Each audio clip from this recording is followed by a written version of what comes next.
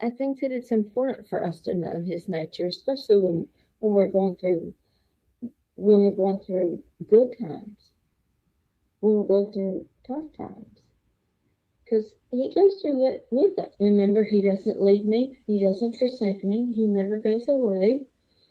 Um, and so I was sitting there thinking, and Gary was talking about how God is the kindest being, a human.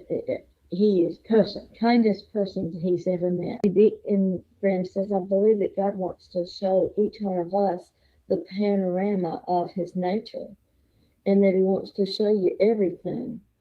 But there's one aspect of his character that he will want to be yours in particular. So with me, I think it's joy. But no, he's shown me his love in many ways.